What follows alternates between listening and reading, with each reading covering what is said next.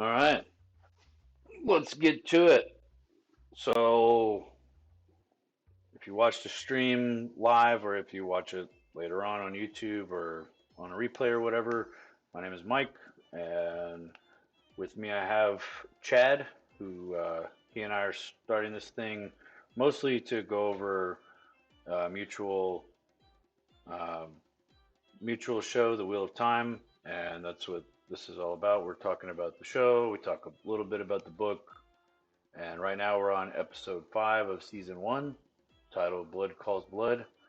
And are you there, Chad? I'm here. All right. I've got your notes. I've got 34 screenshots of the show. Um, Right. I think I'm averaging around like 30 each time I watch. Probably Uh, pretty fair. yeah, just they got a lot of scenes, and I try to at least grab one from each. Like every time Yeah. it's cut. I know on the finale I didn't take hardly any screenshots until the end, but this is episode 5, and I've got your notes this time, so that I think that'll make it a little easier to kind of see if I have a picture. Um, Okay.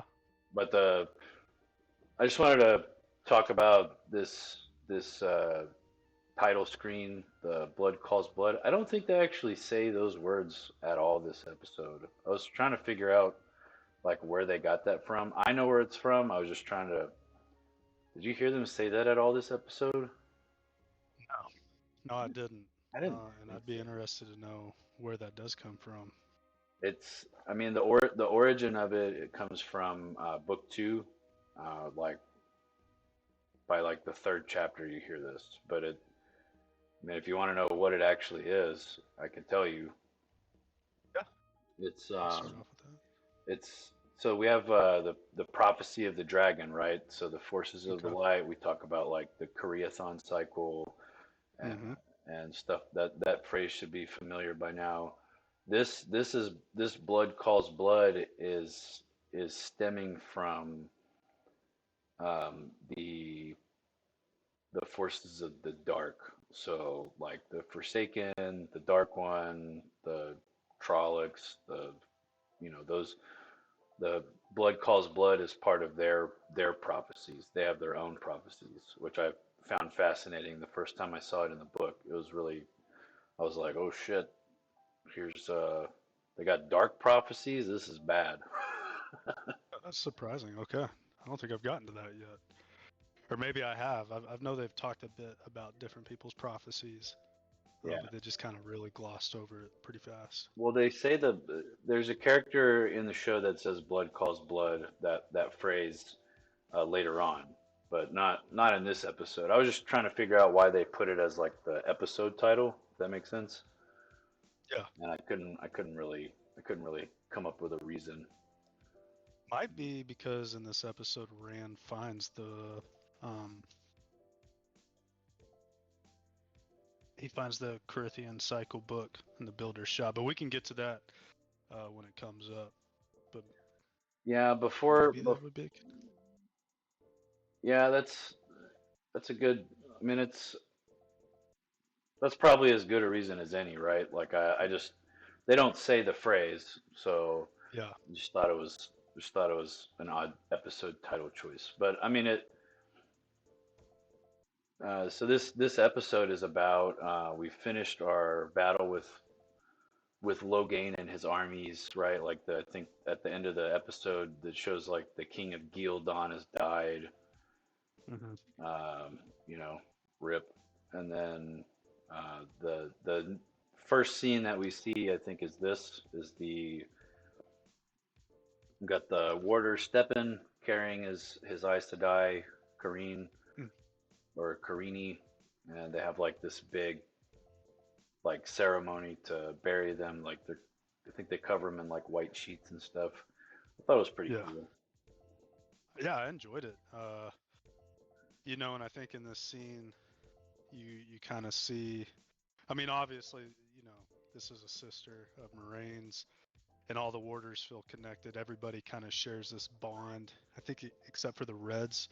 Um, And I think through a couple points in this episode, you really see Lan and Moraine see a bit of their future in this, or Okay. are afraid of a future like this. That this could be a way that they end up. Um, and I thought that that was a big point of this episode was just kind of not pointing that out, but hinting at it in a roundabout way. Right. Like some foreshadowing or just bringing it to the viewer's attention that it could happen. Like this is a Yeah, thing. I think exactly. I think that's I think that's why it's in here personally, and I think it's a good visual.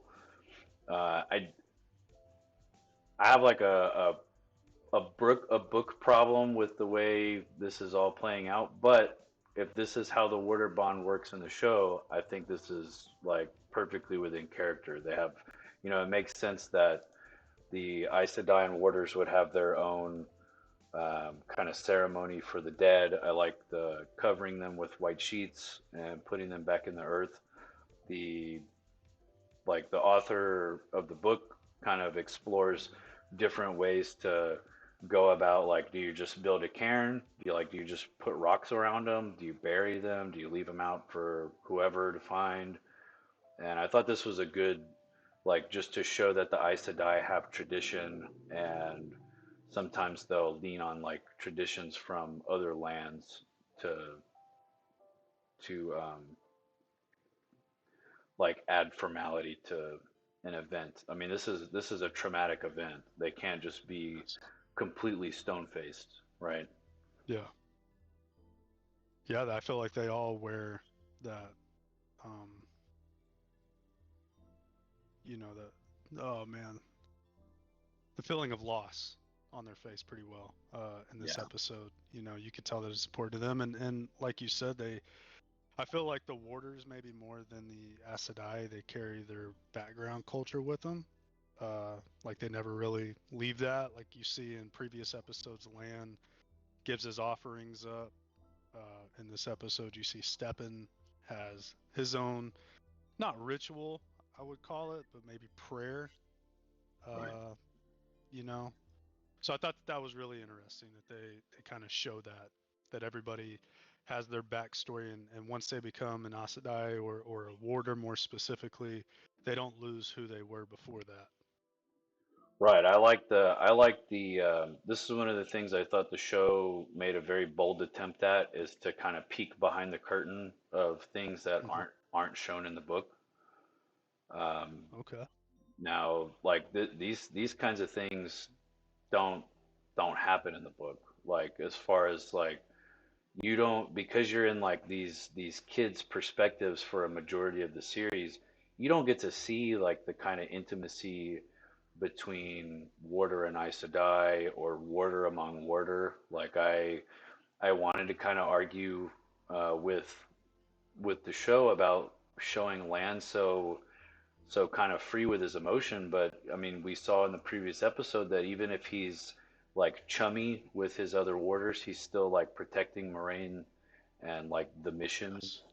And I thought that was a really good attempt by the show to kind of peek behind the curtain. What is their culture like amongst warders? And this is what we think it is. And I think it's pretty accurate. You can't just be, like I said, a stone the whole time. So I thought this was interesting. Um, Yeah. Unfortunately, they had to kind of change the water bond to be able to demonstrate this. Um, I it's gonna potentially cause plot problems later on. I tried to think of a good example, but I couldn't right off the top of my head. So maybe this is a healthy change for how it works, and we'll just see where it goes from there. Um, Yeah. on your I'm note, interested. on your notes, it says Barry Aes Sedai. So I didn't know if that's what you wanted to talk about, or Yeah, no, I was just really in the notes.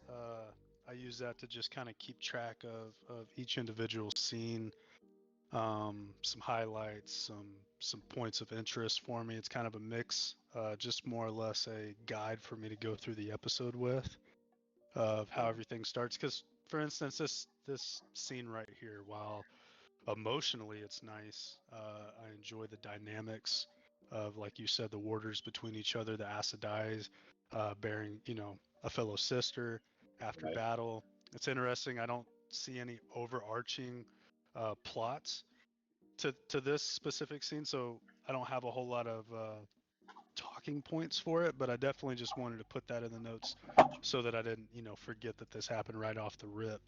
Uh, to me, it's the following scene after this uh, that I thought a juicy detail comes up. What's that? It's when Matt and Rand are walking with uh, the caravan or Oh, whatever, and they're okay, coming up yeah, on Tarvalon, yeah, and Matt, or not Matt, but Rand says that mountain right there, like it right it here. seems familiar to him. Yeah, yeah, I think I've seen that before, and that just One, kind of jumped out to me, especially if in the book you read the prologue and whatnot. Um, you just kind of connect those dots right there. It's another hint, like I've right, said in previous streams. This show does a really good job of shifting your focus of who you see as the dragon. Um, going back a second time, obviously, it's kind of right on the nose. yeah, It's right on your nose.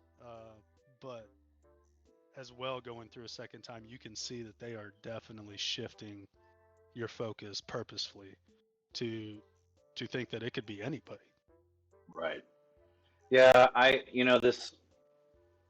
this is like one of those like show scenes that make sense in the show, um, but like don't really like if you're thinking about it in a different way, it's like okay, if he's the one that created Dragon Mount by killing himself, with the one like if he was the dragon and he killed himself and made this mountain, how does he recognize it? Yeah, Like his death created it, so he would have seen it. But it's still a good show, like breadcrumb. Like you're introducing the concept that a memory from a previous life can affect the person currently, and I think it's good. I think it is. yeah. It's good to have in the book. So my next slide is this. So this is the first time. I don't know if like Brandon Sanderson got involved with part of this script or not, but up to this point we haven't really heard any curses. This is a curse directly out of the book used over and over and over again, and I finally saw it, and I was like, finally, let's hear some in-world curses. This is what I'm here for. Love to see it. Blood and Matt in the book is very guilty of saying blood and bloody ashes, and usually immediately gets shit on by Nynaeve. Like, watch your language. I mean, it's like an interaction that I wish was in the book more, but like I don't think they've just kind of with the way they've shaped the characters in the show, it's a little too serious to Yeah, keep the maturity down. Like in the books, they're like super immature, just very rambunctious, literal children, and I don't think that would work for the show. At least not yet. I think they can blend it in a little later when some of the seriousness is gone. yeah, I agree. I think it would be difficult for them to show that immaturity, especially in like a pilot season, Yeah, and try to connect with a older audience. Because you right. don't want this show to come off as like a teen Vampire Diaries kind of show. Yeah, So I that, agree that with you on that. that young adult genre doesn't really work for like a big group audience. Yeah. Um, so my next what I'm enjoying right now is looking at your notes and then looking at my slides and see how well they line up. It's kind of so my next slide and your next note are pretty close. Okay. Yes. Yes. They go. Matt and Rand go to find Tom's old friend's inn, Hmm. which I thought was interesting. I don't know who the friend is. I don't think the show addresses that. I mean, you see an older gentleman, I think in the beginning. I can't remember specifically if there was a scene or maybe it was just a person in the background. I didn't know if that was the guy who led them to the room was the old friend or not. Um, It is, and okay, there's a reason they couldn't mention his name because it doesn't line up with like the book plot. So and like this innkeeper plays a role like later on. So if they gave him the name and placed him in Tarvalin, it would cause problems. So this calling him an old friend is a way to kind of skirt past that and still give the gotcha, writers an option to use that character from the book in the place that he was in the book, if that makes sense. gotcha. Okay. So they're using like the same plot device and changing the location, and they just Mm, remove the name so that they can maybe use that character later. Um, as Basil Gill is his name in the book. He's okay. plays an important part later on. Yeah, he's a character I've yet to get to. Oh yeah, that's right. What chapter are you on, by the way? Yeah, I'm still at the same one. Okay. Yeah, Chapter yeah. it's the four You've had school all week, so it's been kind of the a four kings. Yeah, hard to make any progress. it is. Okay, so let's see. I'm trying to see if, okay, so I am lined up with your next note, but I have two slides in front of that. So Oh, right let's hit here, those. yeah, so right here, Okay. I don't know how much you were looking for him or how much you noticed him, but Podon Fane is everywhere in this back half of the series. Oh, okay. Yeah, I didn't even pick that up. Where is he?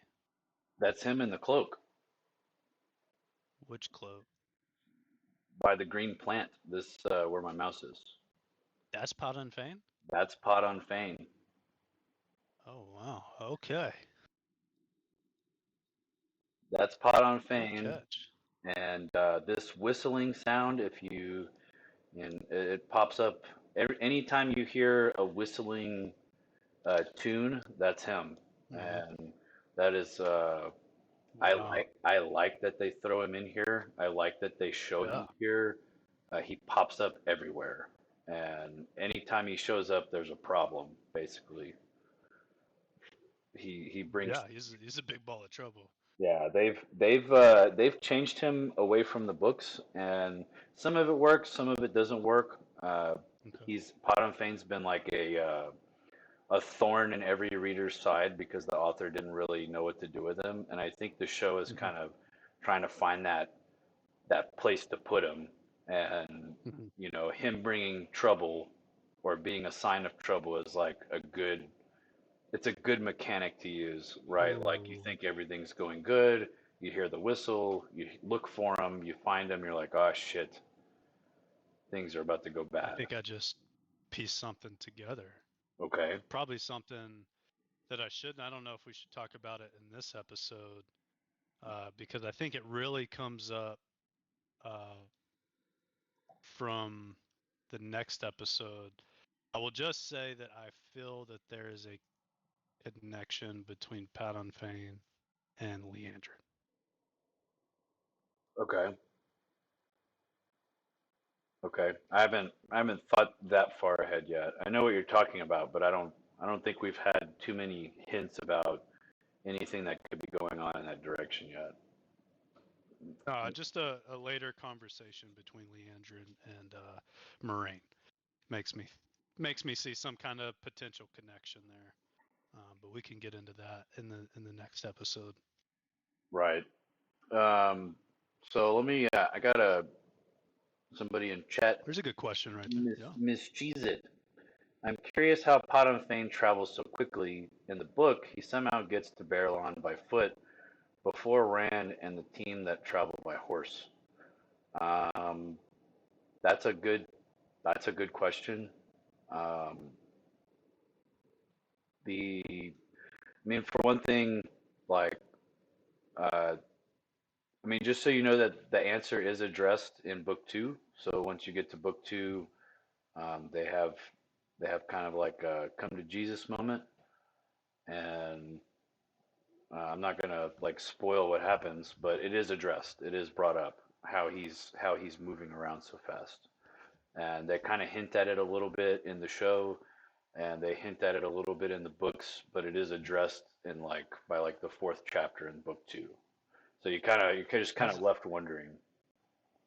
has it been hinted at so far in this show, or does it come later in the season? It's not addressed in the show until mm, episode 6 or 7.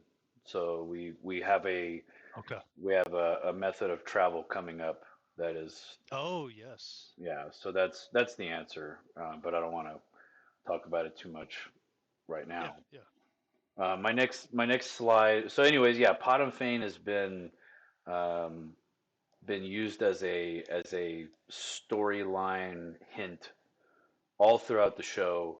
In fact, this same tune that you hear him whistling or hear being whistled by somebody is uh, is shown at the very uh, first episode.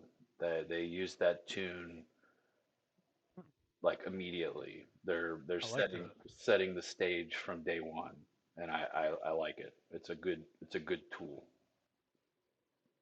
Cheesehead, I hope I answered your question. We're getting to the Koreathon cycle, was your previous uh, chat, but we're almost there. This is a shot I took. Every time I'm looking at the show, I'm kind of filtering it through what I remember from the book, and I just want to give props to the show writers and the prop and scene set development. This is such a good shot. Like cinematically, it looks great. It's very powerful, and you know, I doubt that it's like perfectly book accurate. I'm sure somebody can find some obscure problem. Maybe the tower's not tall enough or some other bullshit. But like overall, these very narrow bridges across the river that forks around an island, the tower being massive. I believe it's supposed to be like one singular tower, and they don't need walls because they're Aes Sedai. Who's going to attack them? Um, but yeah, I think it's this shot is just really great. I enjoyed it. When I saw it, I was like, I had to go back 10 seconds and take another screenshot to make sure I got it right. It's great. that is. I like what they did with Tarvalon. I mean, I don't have any background in the book, but for me, it was cinematically looked beautiful. It gave me, King's Landing from Game of Thrones, or even, Hmm. Lord of the Rings. Not quite Rivendell, but similar vibes of impressiveness of Right. these fantasy cities Like that you dream about. majestic large city shot. That's what Yes. we want. We want the big kind of like the I don't know if you get the I get Westworld vibes when I watch the intro when they do the scene with like the threads and they're weaving and Yes. I get heavy Westworld vibes. Somebody watched Westworld and said, "I'm gonna make a Wheel of Time intro like that," and it works. It's really good. We It haven't does. really we haven't discussed the intro, but I think I want to talk about it because there's some things in the intro that I find fascinating. So we'll have to do that another time. Yeah, maybe next episode I need to go back and look for details in that. Yeah. See what I find. Okay. So, oh man, I'm way. Let's see. Oh, here it is. This is the scene, not the exact shot, but this is the scene where Nynaeve is brought into the White Tower, and Moraine is like, "Stay here, or they're gonna get you," basically. Yeah. Which, I mean, they've already made their attempts. Lorraine is tried, I think, if not at this point, she's about to at least made a couple attempts at trying to get her claws into Nynaeve. Yeah, Leandrin is yeah Leandrin. she's come after Nynaeve in the warder camp a couple of times, and I Hmm. think right after this scene she goes after Nynaeve again to try to feel her out, I guess. Yeah, Yeah, that's. I mean, but it. Sorry, go ahead. no, be my guest. Yeah, so I find it fascinating.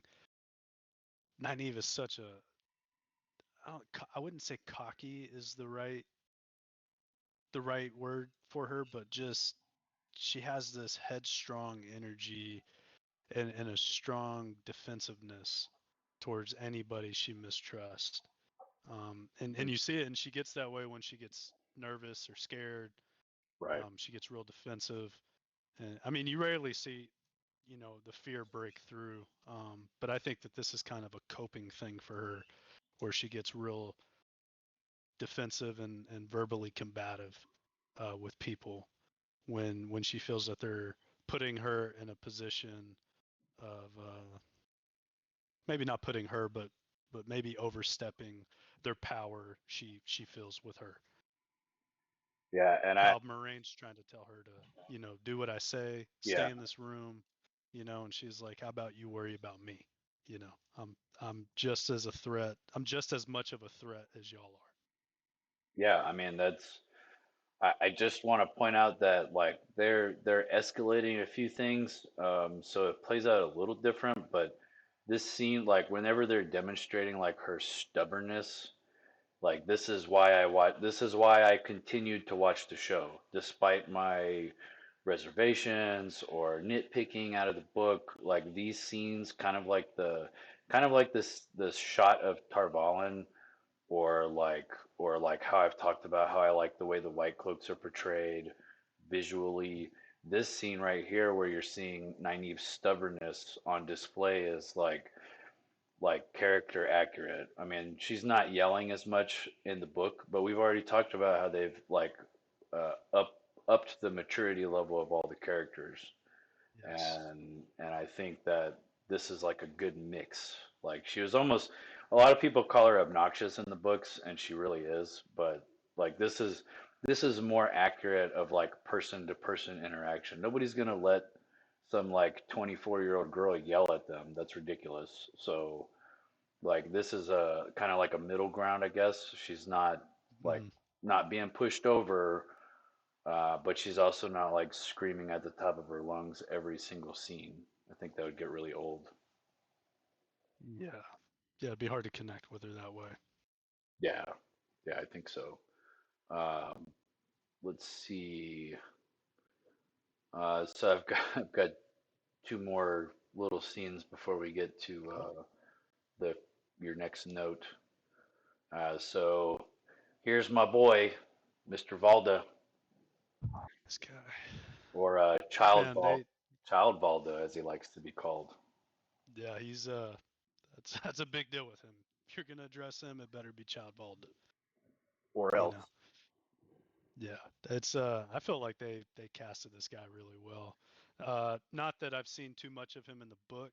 I just feel from the show and then going back to read the book so far, I can see similarities. I could see this lining up. I feel like this is a great actor to play this person. From my perspective, he just gives you the creeps. I Yeah, mean, this he he's he's he's delightful, man. he's casted so well along with some of these other people like Joshua, the guy who plays Rand, and Rosamund Pike. Like when I went back to do a reread in November, I could not picture some of these people any other way than how they were cast. Like this is excellent casting all throughout. Like I know some people have some problems with Barney who plays Matt, but I like all the casting. I don't think I've had any issues with the casting. And now when some of these visuals that they're showing, when I go back and read the book again, this is what I see. Like what I see on screen is what I see when I listen to the book or read the book. And that's a good testament to how like you had to put in effort to find these guys. How do you explain to this actor what being a white cloak questioner is like? How do you get him to internalize that? And he does such a good job. He's such a creep. Yeah, I agree wholeheartedly. And I agree with, when you go to read, you picture this in your head. That's exactly how I do it, especially with the audiobooks that Rosamund Pike does. I think she even puts an emphasis on trying to do similar accents as to the characters in the show. So when she does Perrin, she gets a real deep voice, Yeah, and it just kind of lines up really nice visually to picture everything in your head as you go through the story. yeah. I mean the original voice actors for the Wheel of Time is a married couple, Michael Kramer and Kate Redding, and they notoriously mispronounce stuff all throughout the book, but their voice like accents, how to distinguish between who's talking to who, is like perfect. I They have an accent for almost every character, and they've assigned, like if they're using like a vague Scottish accent, they'll use it for somebody from Tyr or something like that, and then they'll stay consistent to that. They'll figure out where the person is from, and then assign that accent to them, pitched up or Cool. down. Yeah, and I love it. I mean, people like to make fun of it, but it's good. And I think if Moraine is or if Rosamund Pike's doing that in her audio recording, then that's even better. I mean, that's awesome because she already knows how everybody's names are pronounced. I did have a question about that. Does she pronounce it Tarvalon in the books in her That's the copy? way they pronounce it. That's the way they pronounce it in the show. Yeah, I don't feel like I've heard any differences in pronunciation between the audiobook and the show. Now, I could Okay. be wrong. There could be some names that are pronounced a little different, but for me, nothing stood out. So Um, she's reading the book using the show pronunciations, but following the original written book is is what I'm uh, hearing, right? Like I would assume, yeah. So I okay, haven't, obviously read the originals. The version of the book that I have is Rosamund Pike, right. um, and so that's where I'm getting my information from.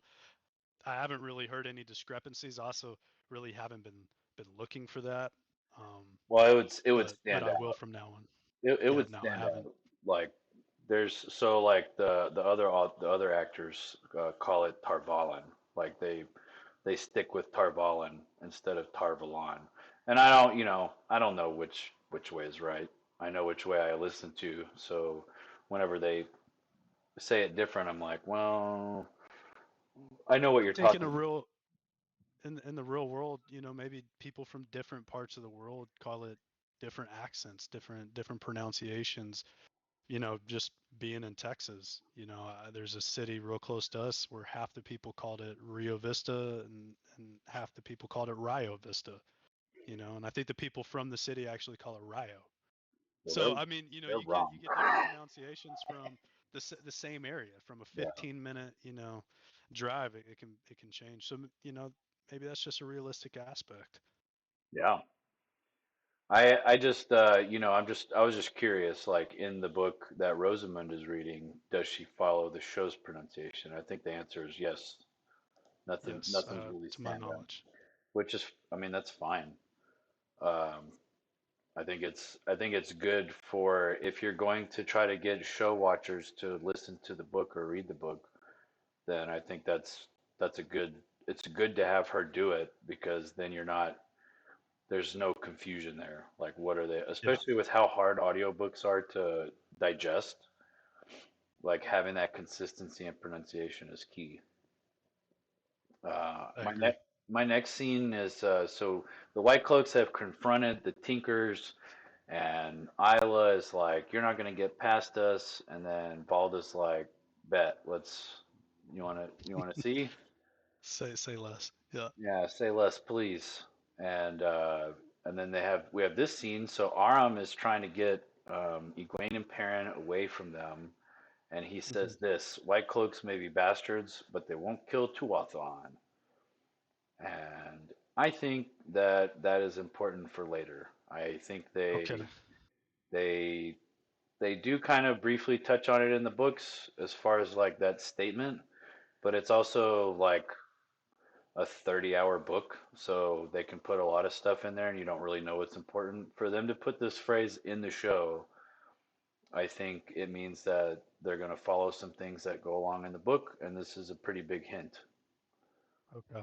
At So I'm curious. So I'm just clarification because with Okay, an audiobook, I don't have the tool of having a glossary. right? Tuathawan, that's the Tinkers, correct? Yes, It's just a different name. Okay. yes. There's so many different names in this world for the same thing. Yeah, Is so like this little ATHA apostrophe AN, this Atha on is used a lot of times. So like the sea folk are called the Atha on Mier. So they have like a suffix instead of a prefix. okay. And it's not coming to me. There's another version of this for the ideal, and there's another version of it for something else. Like they do have lots of different names, and it's deliberate. Like you kind of find out much later on, like some of the why the names are so similar. I found it amusing that none of the characters ever discuss it in the books. They don't ever make the connection between like why are all these names so similar?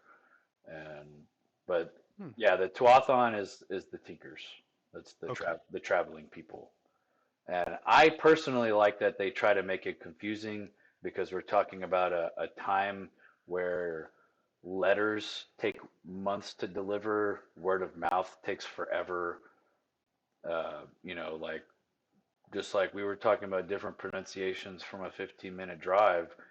I mean, imagine 3,000 years of history, and you have, they started out as the Tuathon, and now they've got a nickname. Their own nickname is the traveling people. That's how they look at themselves. And then they're also called the Tinkers by people that where they would drive by. So Yeah. like I like that history of naming, and I think it's good.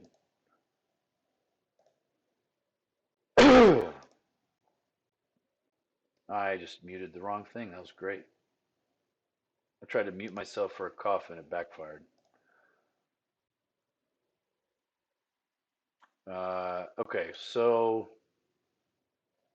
you still there? I'm still here. Okay, okay. You were a little too quiet.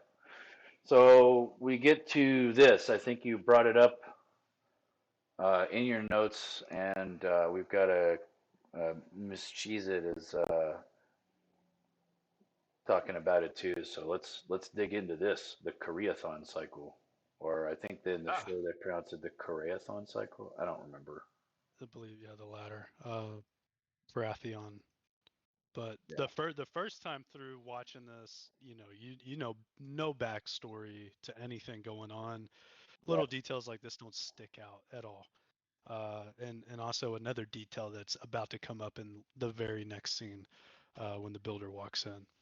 Yeah, this this went right over my head the first time. Second time, it was pretty interesting, and I feel like throughout this episode specifically, there's Rand's making a lot of connections with the dragon.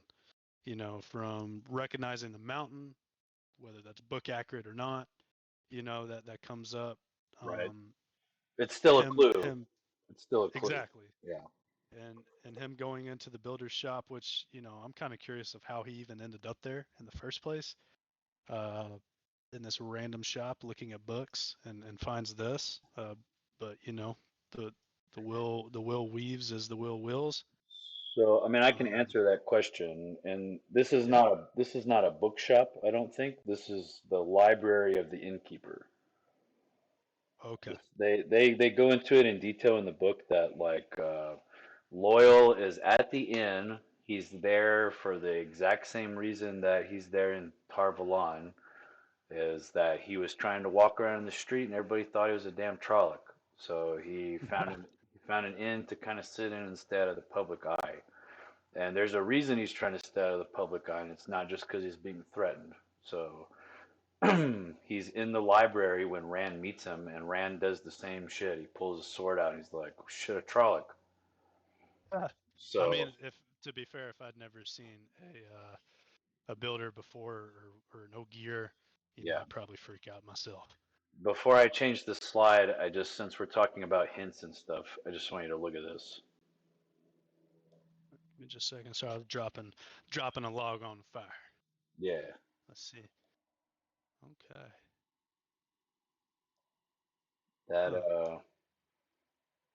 Is that that a looks. dragon? It sure is. That is the similar. In my opinion, I mean, if you were to look at that and then go back where we meet Logain and look on his collar, Yeah. Very lapels, similar. very similar. And I think this is the kind of stuff that when I'm watching the show, I'm like, dang, that's whoever thought of that, whoever thought to include that.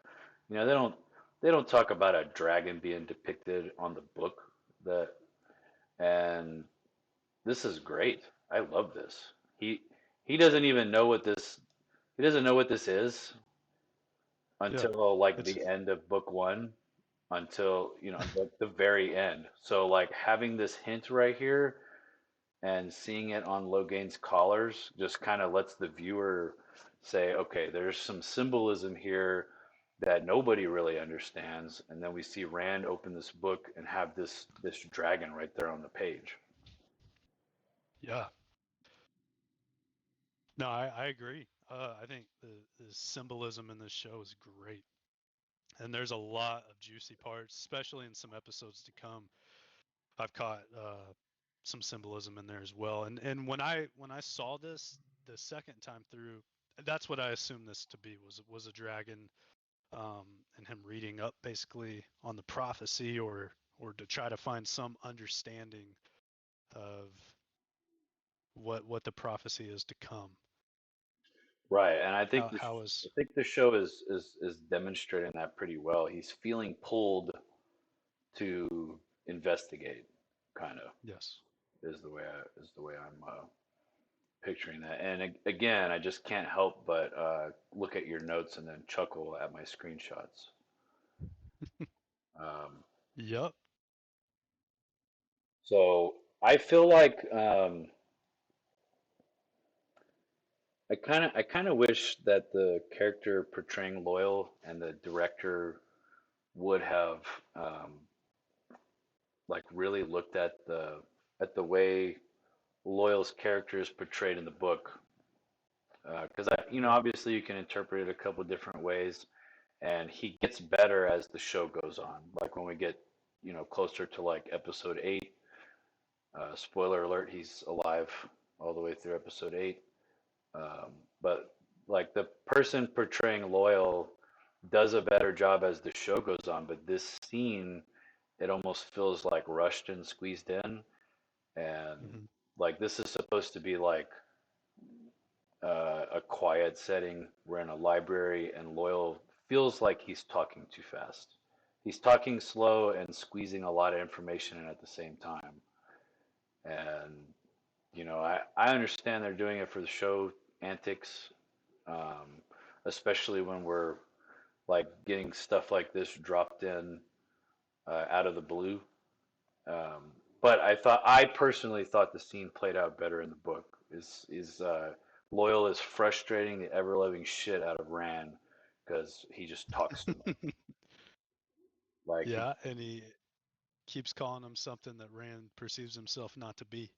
right, right. So I think in the book he actually says some kind of he says something related to the Aiel prophecies, or a common saying that the Aiel say is they're going to go spit in Leaf Blinder's eye, and or yeah, Leaf Blighter's eye or something like that. And Rand is like, "What the hell are you talking about?" And then Loyal says, "Well, I thought you were Aiel." And then Rand is like, "I'm not Aiel. I'm from the Two Rivers."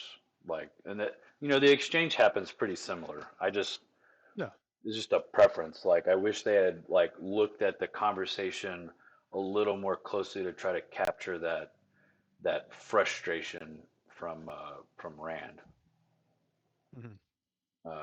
But anyways, yeah, this is a great hint. We also have the hint from Tom in episode 3, I think, where Tom and Matt and Rand have that Aielman in the cage with the red hair. Yes. This is breadcrumb number 2 about Aiel. I don't I don't see how Rand isn't putting all this shit together. Like No. how many redheaded people have you seen in your lifetime? Well, At they're this all. point, what maybe I what? mean, he's also raised in the Two Rivers, and he's stubborn as shit. So That's true.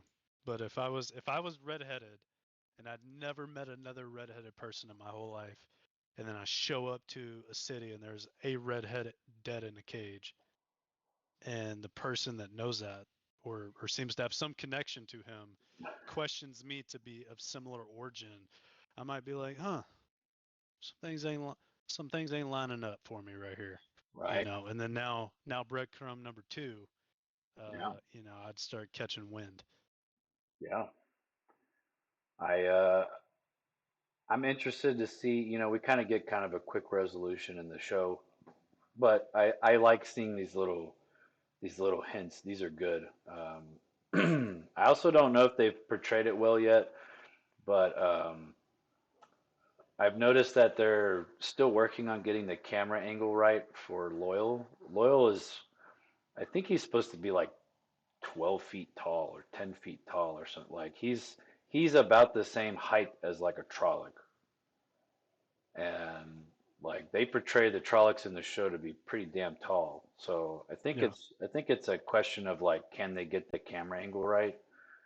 Hmm. Because the characters that are portrayed around him, Rand and Egwene and Moraine, they do a good job of like making Loyal seem bigger than he is with their like body language.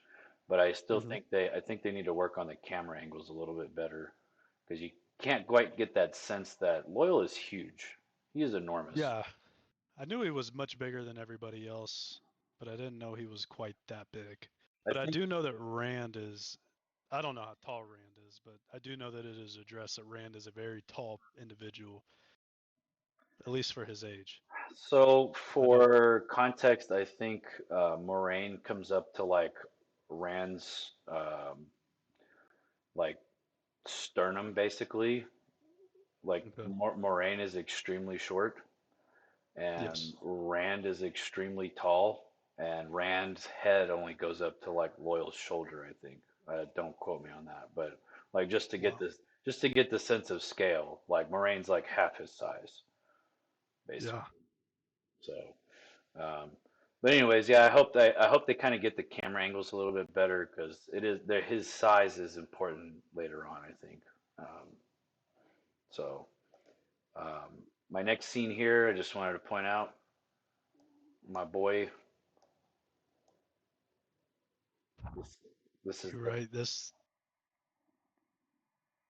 is the This scene went while right they're over my head. they're walking Logain through the street, and we've got some novices. I don't know if they call these either one of these two out by name since they're in the procession, um, but that hair looks pretty red, and I know there's a character coming up that has red hair in season 2. But my main focus was my boy. Oh, that's a good point. Yeah, Yeah, that girl is redheaded. I don't Okay. I don't know if that's Elaine or not, but that's who it looks like to me. Yeah, that makes me curious as to Elaine's background now. But we can have that conversation in season two. Well, no, I mean, yeah, I'll have to go back and look, and then I may pull this picture back up for reference. But Mhm. like I know Elaine's background. I know how long she's been in Tarvalin. I know like all that stuff. And I'm just curious if this is like an actual breadcrumb or hint or whatever, or they're just putting her in there just because it makes sense. You got the procession of Logain, and Yeah. there's lots of people in the street. So, anyways, my Yeah. focus was Mr. Fane, my favorite, my Oh, good favorite catch. character. Good catch. There was no Your favorite whistling. character. He is my favorite character. Here we have Matt and Hmm. Rand and Logain in the street. And this scene is really important to me for a couple reasons. One, I know I talked about it uh, a couple episodes ago, and also it comes up to later in the story, season two more specifically. But this I felt like was a really good kind of side of hand from the show, where they're really trying to steer you in multiple directions. Um, because you see the false dragon look up at Matt and Rand and start laughing, out of nowhere. And it really has like a narrow shot, a one-on-one shot of Matt. And it's powerful because Matt is in the midst of dealing with the dagger and everything that's going on with that right there, distorted. You know, Yeah. Matt is lost up in his head. Um, so yeah, it's just slide of yeah, fair enough.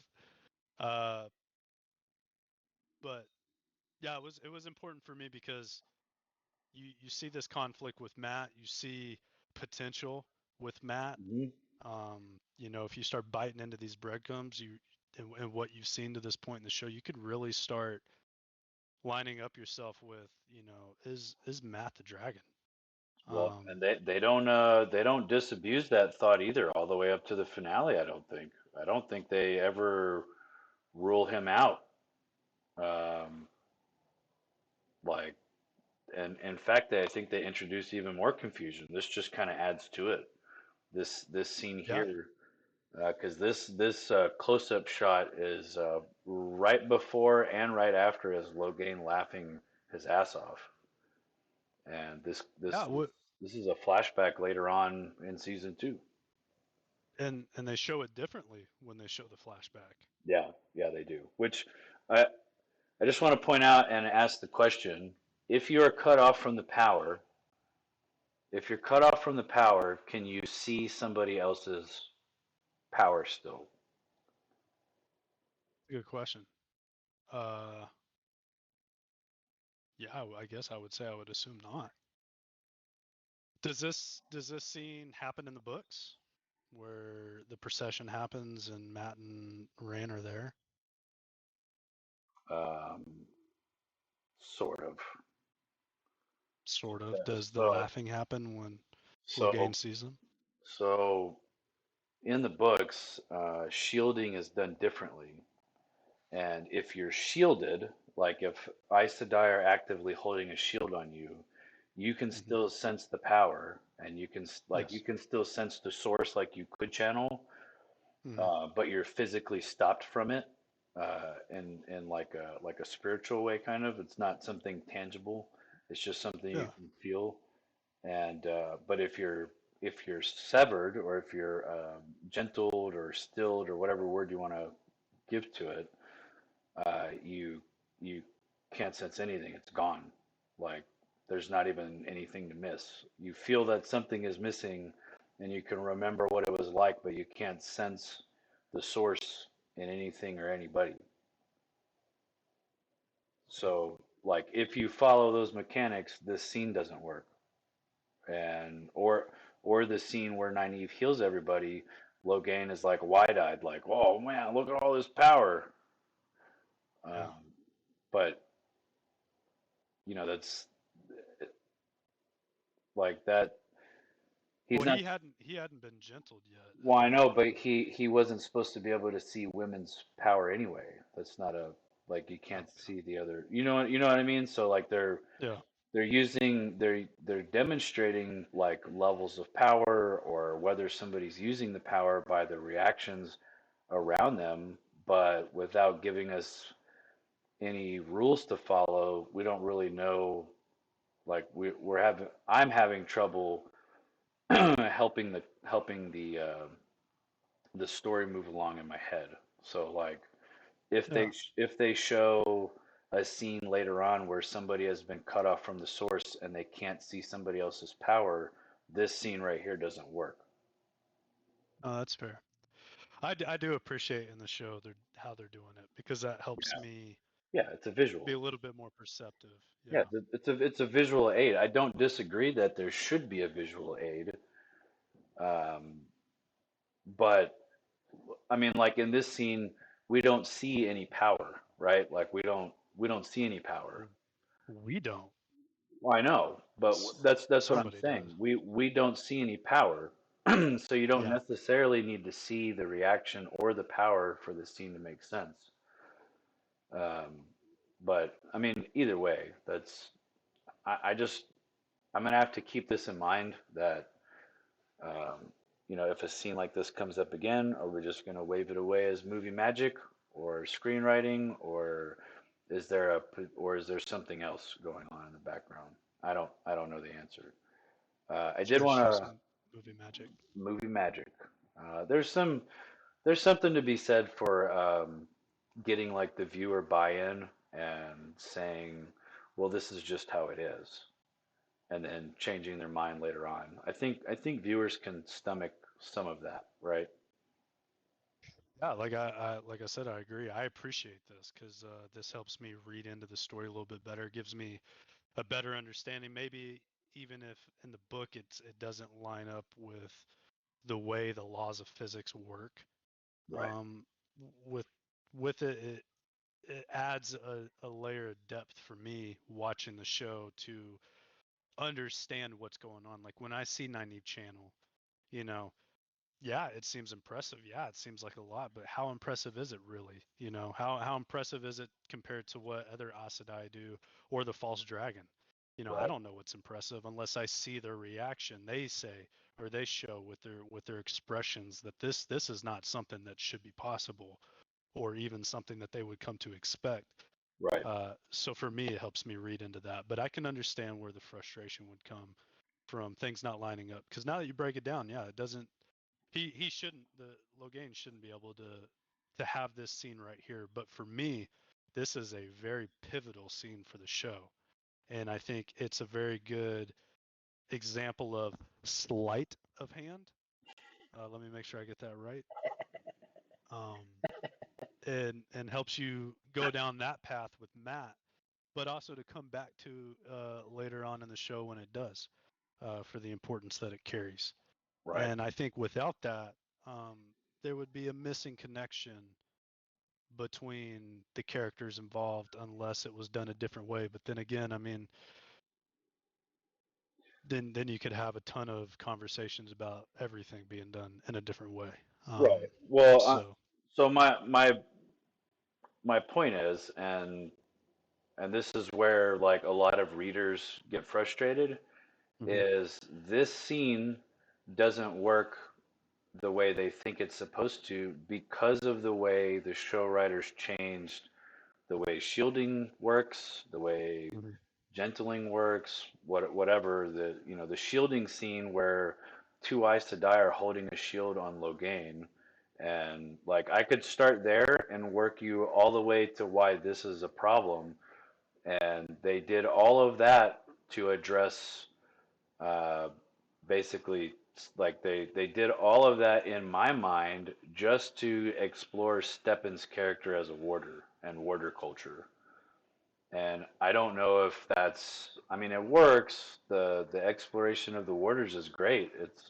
It's awesome, but they changed so many things to make that happen. I just don't want the show writers to box themselves into a corner without being able to get out of it.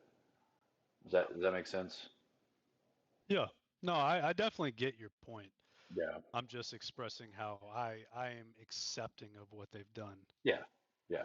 I think a lot of people are. I mean, it's if you don't know, then it's not a problem. And even if you Yeah. don't know, it's probably still not a problem. Um, and I think again they'll be able to kind of wave it away. Mhm. Um, so here we have. I mean, you have Well, a we kind note. of skipped over a point that I'd Yeah. wrote down. How Yeah. Matt Matt is really struggling with the dagger at this point in the Yeah. show. Yeah. and I think he's starting to get nervous that he's going to lose control. And uh, you know, definitely with some things to come up. I think this this moment right here in the show is where you kind of start to see the momentum shift. Matt's been struggling with some stuff. He's been battling this. I would say overall Matt has been in control, and you haven't seen, I wouldn't say doubt from him, Right. um, but I do feel like in this scene right here you do see doubt. You see him get nervous that he's the next one. He's going to end up in the cage next. He's Right. starting to believe in himself as the dragon, because things are going on around him, uh, which the show kind of glosses over. That I don't really feel like they're showing everything that's going on with Matt and the dagger. They leave a lot to the imagination, Yeah. but But you yeah, I can thought it see was like important. his transformation of like this. He looks sick. He's like looks like he's getting thinner. He's getting paler. Like Yeah, pretty drastic like physical changes and like the changes in his attitude. I mean, could you imagine like if you as a viewer think about how Matt looks at his sisters and cares for them to the scene where we're walking to Tarvalon and the little boy runs past him and he like knocks the kid down. Like that's yeah, so out of character for him that like if you didn't know something was wrong, you do now. yeah. Like And I think that's when Rand himself really wakes up and yeah, realizes this is serious. yeah, You know, this is not the Matt I know, right? yeah. And Which I would I argue Rand should have seen that coming a little sooner, but yeah, well, again, they're all stubborn, right? Like yes, Tom is a very practical and very quick-witted individual, and the Two Rivers folk are notoriously they dig their heels in and won't give it up, right?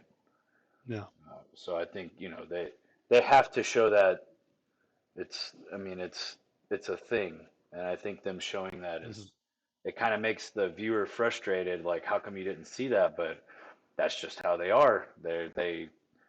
They form an opinion and hold to it, and they don't like to change at all. Um, yeah, so, are you ready to move on to yeah. the L Warders? I am. I did want to point out between Matt and Rand, they're also like Matt is like trying to say, will you end me if it turns out I'm the one? And then when Matt says I'll do the same for you, Rand's like, sure. He's not Oh, really. yeah, Matt said that. Yeah, Yeah, Matt said it, and then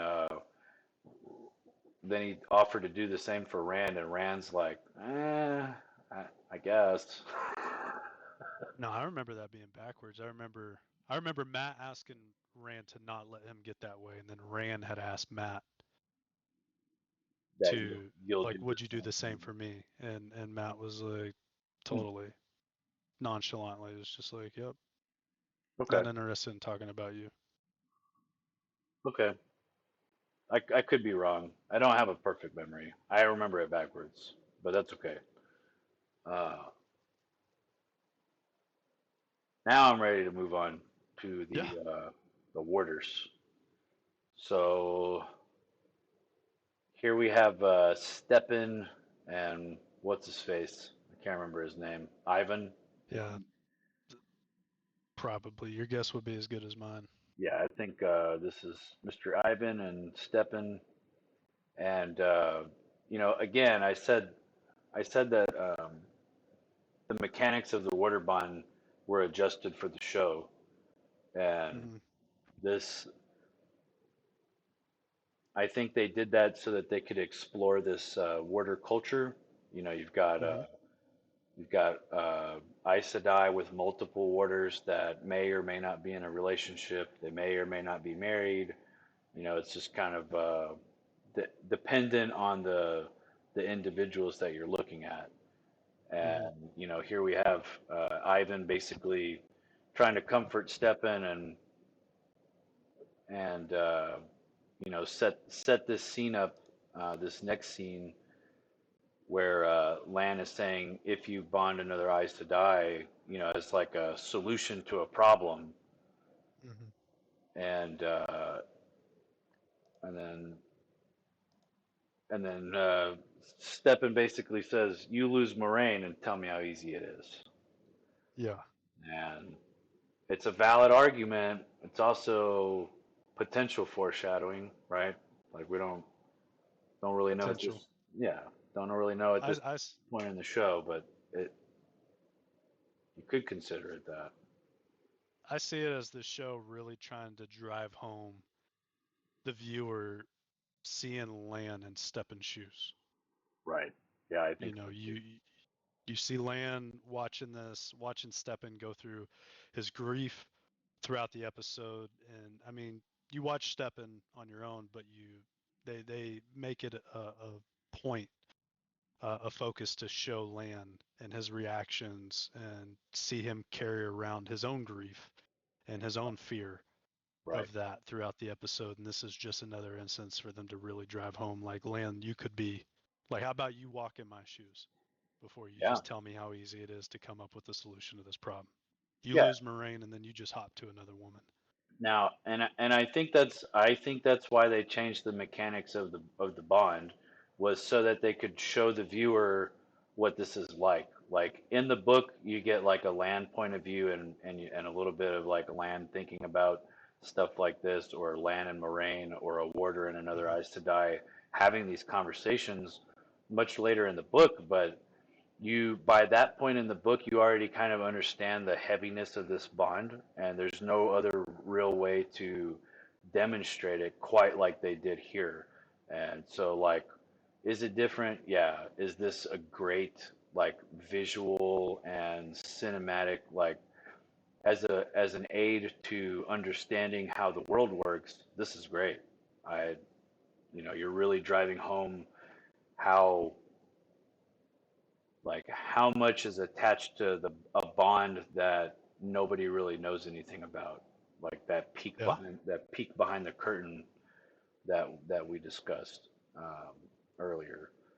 I did want to point out, like, uh, their general trivia here is a little foreshadowing itself. One way to save a warder is to immediately bond him to another Aes Sedai. Many believe this will provide a reason to live. However, a warder must consent to a new bond and typically decline when asked. So I feel like I caught it.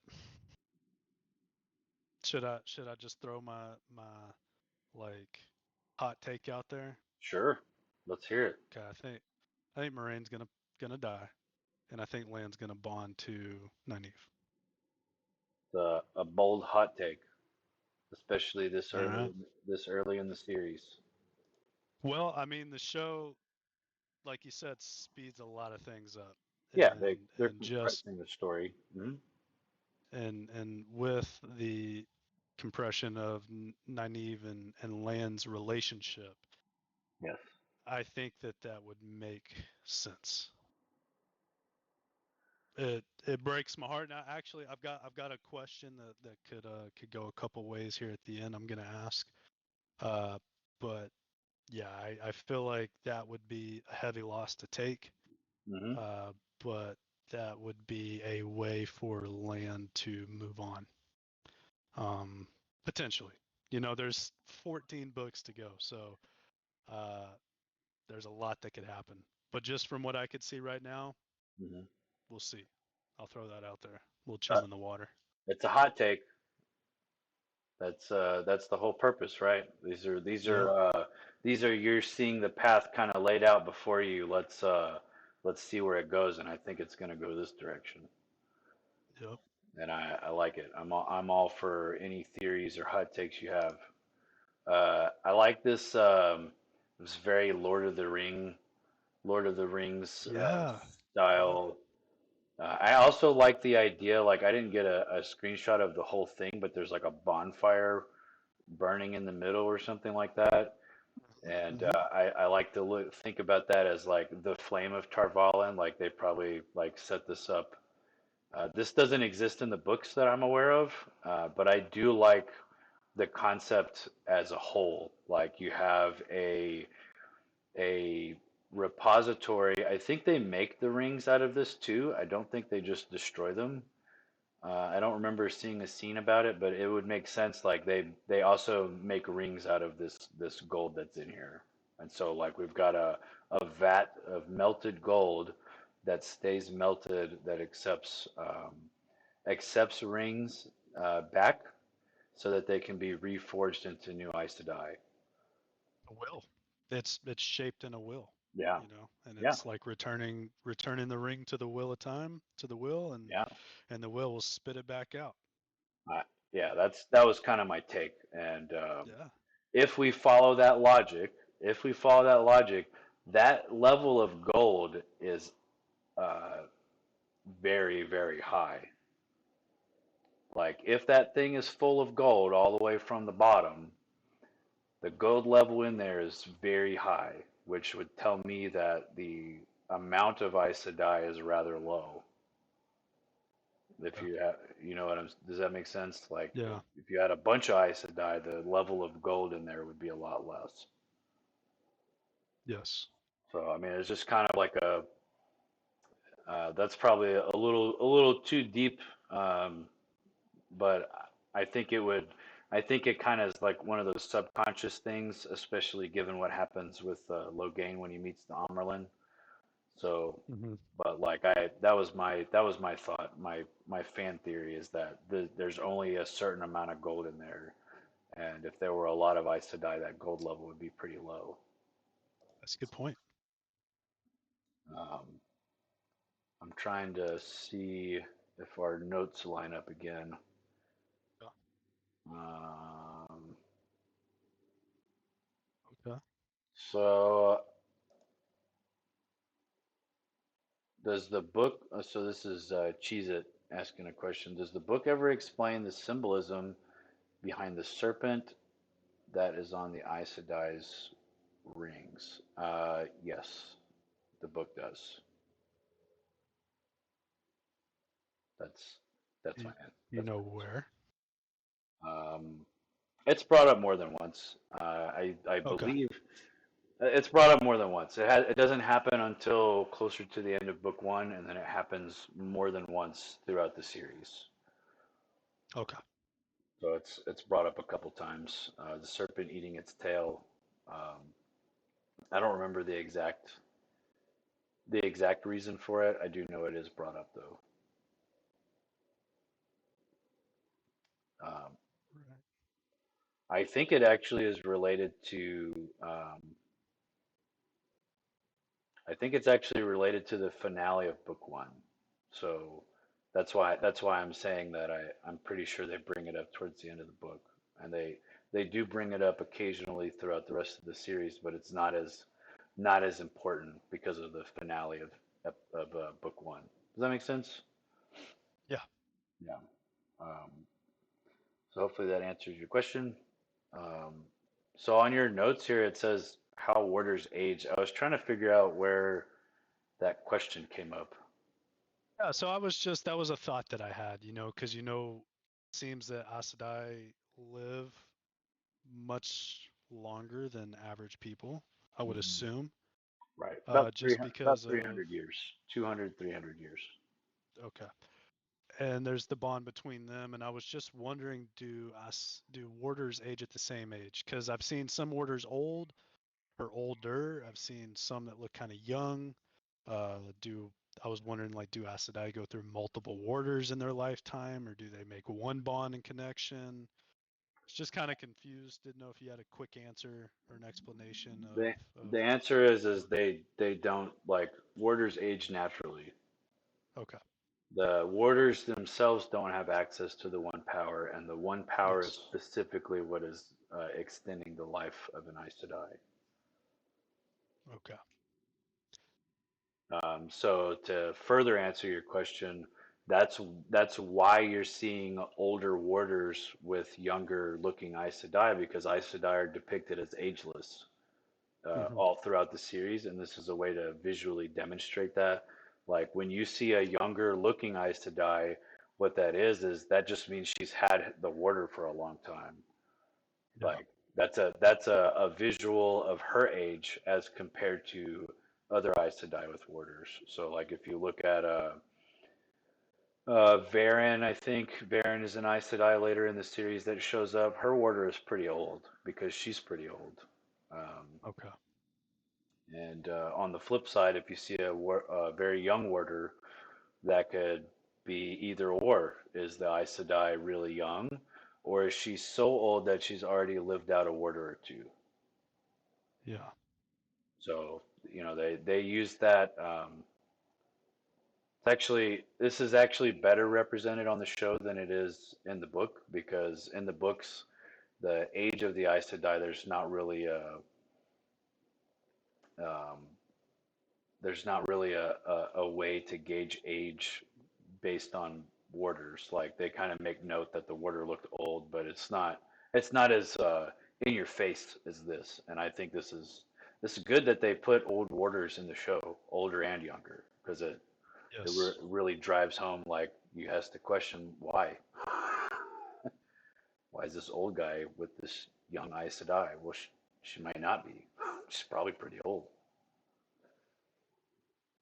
Um, Got says I remember Steppen mentioned in the show that warders are not meant to outlive their Aes Sedai. That's a good point. He does say that. I don't remember where he says that, but he does mention it, and it's a good point. Like they're not supposed to outlive them. And I heard that, and that's kind of what made me question or have the question. I was like, does he mean that in that, age-wise, they're not supposed to outlive their Aes Sedai, or is he supposed to have his life on the line before she loses hers? Yes to both. And I know that both are the Yeah. case, but I didn't know if there was a hidden meaning behind it or an understanding that I just wasn't gathering. I think it was more along the lines of you're you're never supposed to outlive your children kind of statement. Yeah. Hmm. Like it's just kind of a given. Hmm. I don't think there's anything particularly hidden in there, but it is a good statement from Steppen. It's just kind of I think the similarity between that statement and the statement about parents outliving their children will really drive home to parents that are watching the show just how serious this pain is. Yeah. So, um, but okay, so I didn't know if you were ready to move on or if you had another Yeah. question. I mean, right here we see this is Lan and Moraine in Moraine's room, Hmm. and it's an emotional, touching scene.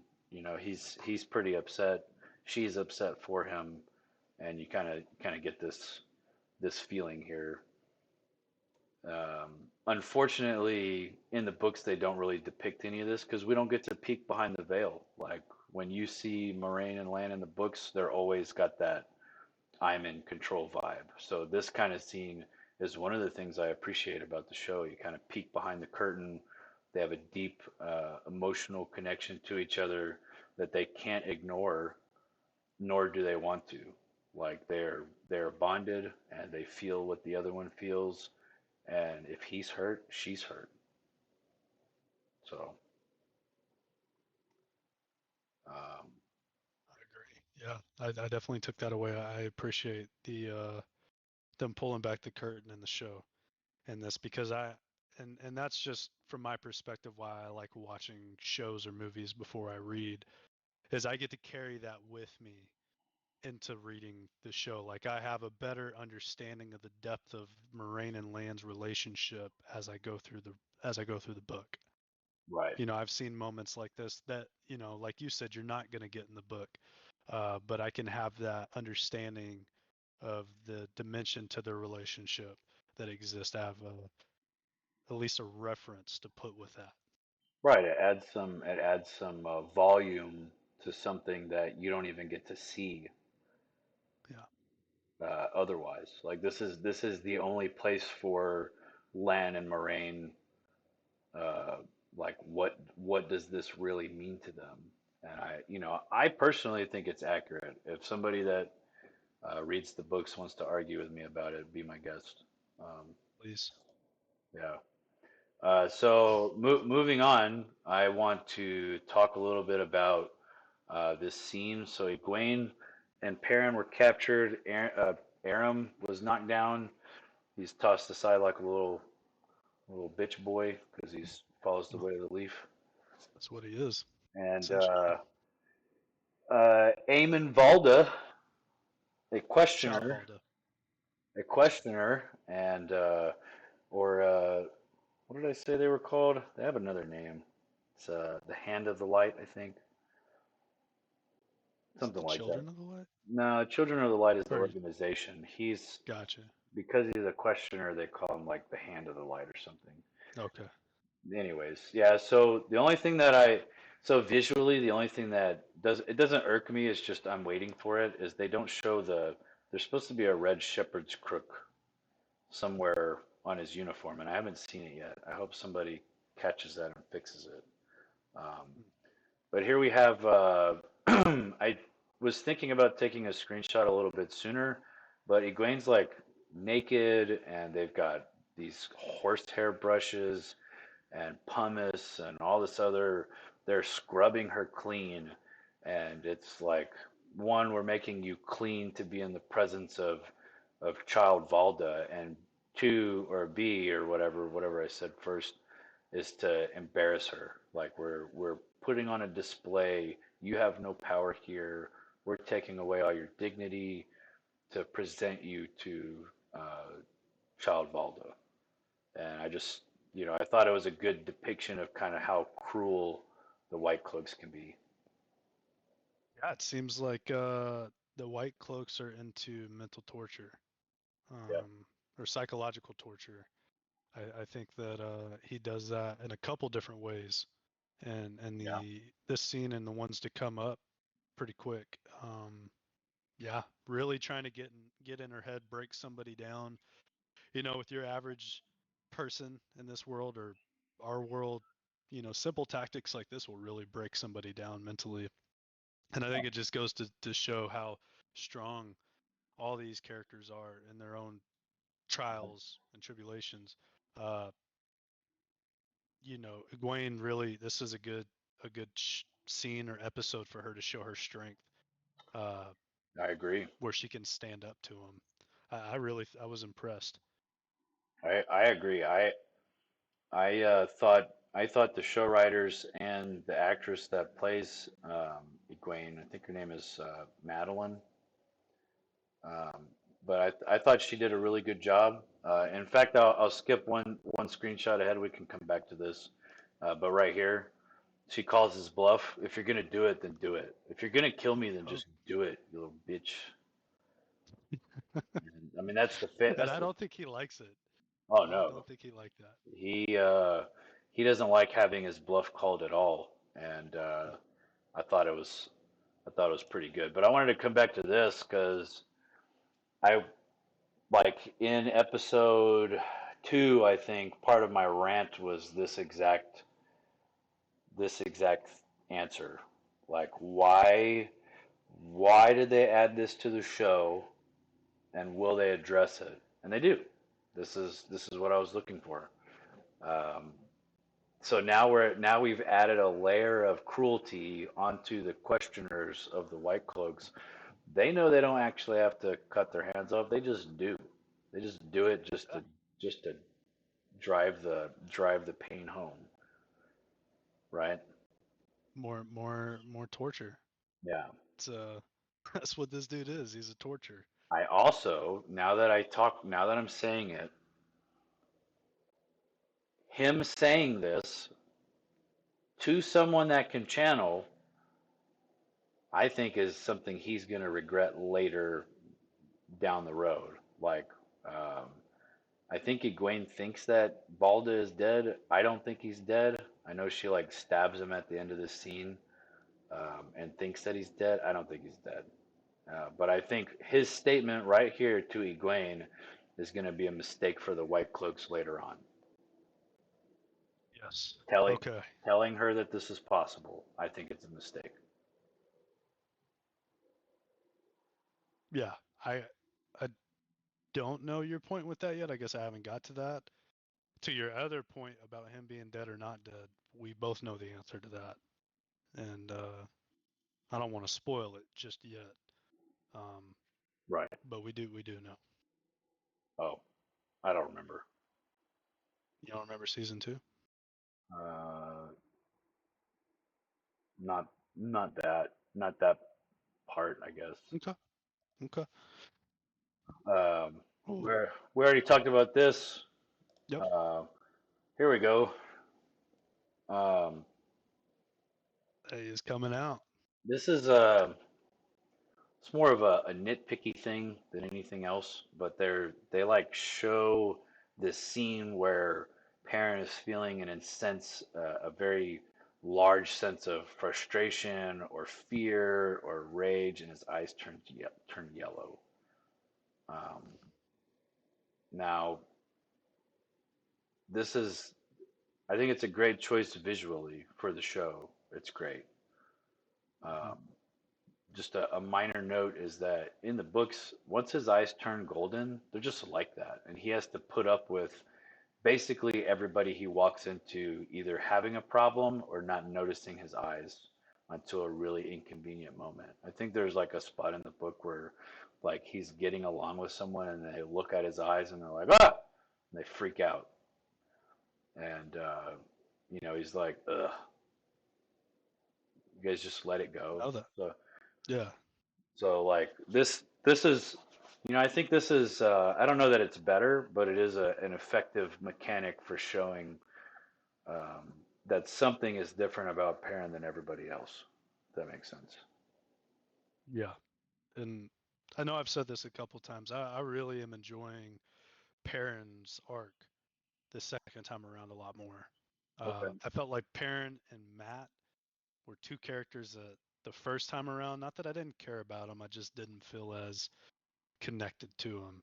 Matt, for his obvious reasons, he's a shit, and what he goes through in this season. But Perrin to me just kind of seemed, I mean, he's dealing with a lot, in this season.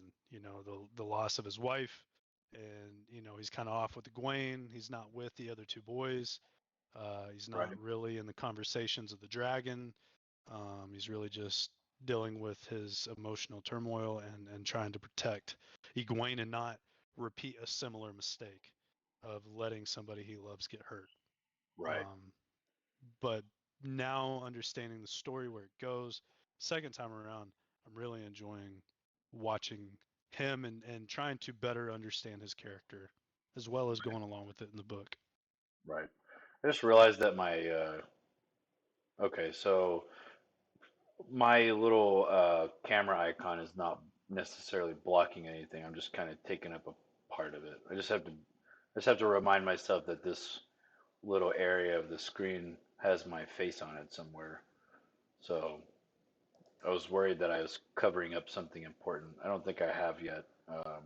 No, if you want to, you could just swap, my picture and put my picture under you, and move Perrin to the other side. Your photos over there. I could do that, or I could do this,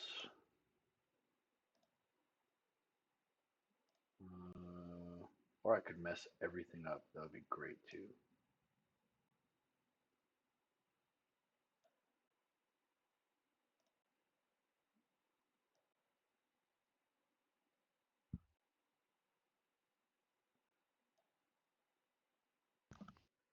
Let's see here. I should Yeah. be able to. So also, he pours wine on the blade when he cuts Perrin. Is that something in the books? Is that I just noticed that little detail. I It kind of stood out to me. I think it's wine. I don't know. I assume maybe my he's just cleansing the blade because it's got alcohol in it. I think my, Kind of my like, my opinion is that he's just being cruel. Like you get a cut and you get pour alcohol on it, this shit hurts. yeah, very true. I think he's just being cruel. Okay, there we go.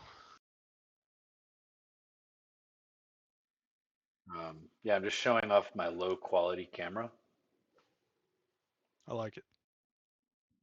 my laptop camera from 6 years ago, or however old this laptop is. Yeah, so this is actually, I think this is what Balda's doing is carving him up like a turkey. So Yep. he's got the wine on the blade, and is like doing like this crisscross pattern, and the like really messed up part of my head went immediately to if you're gonna be cruel, you might as well play tic tac toe. I mean, it was a really screwed up thought, but like seriously, if you're gonna be mean all the way and have some fun with it. Um, so I do want to point out. So Yeah. my next two slides are directly related to this scene that we're watching right here. So I'm I think I missed some stuff that are in your notes, but I just want to go through this two scenes real quick so that Yeah. Let's do it. my point goes across. So um, we cut away from there, and I think there's some stuff with Steppen going on. But when we cut to Nynaeve and Rand, Nynaeve is telling a story, and the story is wrong from the book, but the story still makes sense for what she's describing to Rand. Um, like she's telling this story, but her statement here, she's unbreakable, is just to drive home how strong Egwene is, and like Egwene's determination and focus and her ability to, not give up, basically. And so I thought that this story that Nynaeve and Rand are talking about, because Rand's like worried about her, and Nynaeve's basically like, she's fine, I promise. And Yeah. And no lordy, are we gonna see that come season two? yeah, well, then we've got Perrin being a sad boy, let him kill me. You stay alive. It's Yeah. what I deserve. And then they get out, and we got we got some. They escape Egwene channels, and I should have taken a screenshot of it because it's like it's almost subtle. I'm not sure they did it on purpose, but like she throws the tiny fireball at Valda, and Valda laughs, and I need to go back and watch the scene again just to make sure, but it makes sense and is in character if what I think I saw is true. While she threw the tiny fireball at him, she is also cutting the ropes for Perrin at the same time. Yeah. And that is a very strong nod to her in the books, and is important later on that she can do those two things at the same time. So it did show. I remember seeing the like weaves of her one power go through the ropes of Perrin. No, I know she did it. What I'm saying Oh, okay. is are those weaves heading in that direction when she throws the fireball at Valda? Because in my opinion, I think she's like trying to release Perrin and times the release of the fireball to distract Valda. That's my theory. Yeah. That was my interpretation of the scene as well. Okay, okay. Then I that's agree. excellent. They wrote that scene really, really well. Yeah. Um, Because it seemed like she threw the fireball because he was looking at Perrin. He was kind of going back and forth, but as if she right. threw the fireball at him To to get get his his eyes on her. Yeah, to get his attention. And kind of like just think about all the layers involved. Like she knows she's thinks, and it's probably true at the moment that she's not strong enough to burn Valda to a crisp. So what is her solution? She burns something smaller. She knows she can make a small enough fire to burn the ropes. So Yeah. but she can do more than one thing at a time. So she times it so that she can distract him. Like I can't kill this guy, but I know somebody who could. Yeah. Yeah. Like Well, ultimately, I mean, she does. She does do some damage to him, you know? Yeah, She ends up unleashing Perrin, and Perrin just he's a further distraction for her to drive the knife in his back. yeah. Um, I did want to note, like, they did some pretty heavy foreshadowing. I think we kind of expected it, maybe. Hmm. But every time his eyes start to glow, you immediately hear wolves in the background. This is another one of those like sound cues, kind of like Pot on Fane's whistling.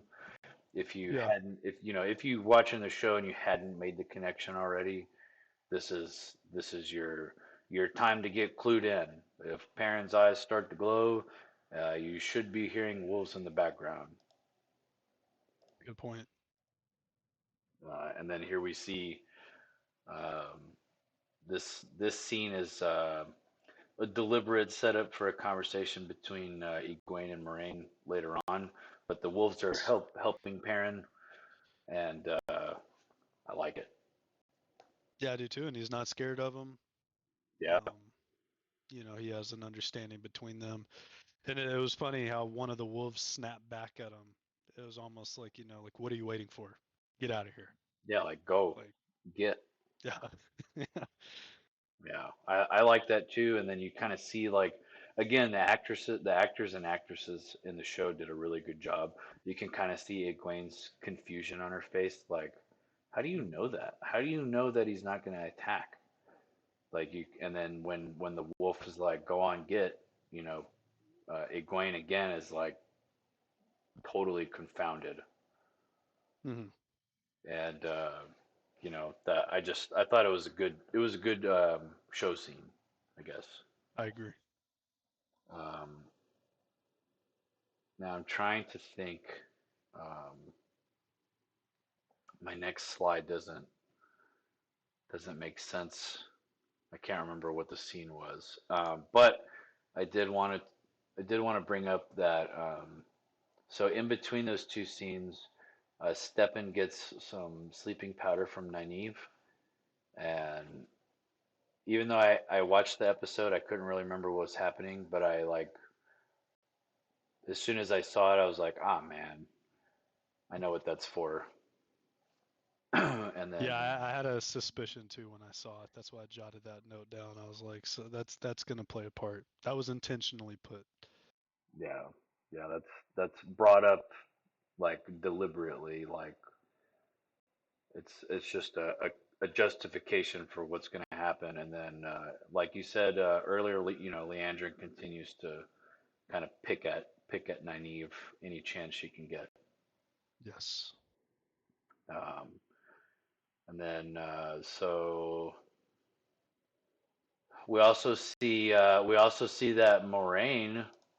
We have a confrontation between Moraine and Leandrin, right? Hmm. Yes. And is this the scene where she mentions that she knows where the No. guy? Okay, so No. No. No. No. That's that's an next episode next later. episode.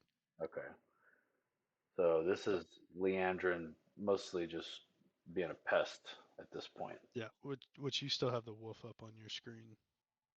Do I? I don't think I have a. I don't Make have a. sure. I didn't take a screenshot of. Okay. No I didn't take worries. a screenshot. This is the next one that I have is Moraine and Alana, Hmm. and they're talking about Stepan like he swallowed her death, I guess. Yeah. And I think that's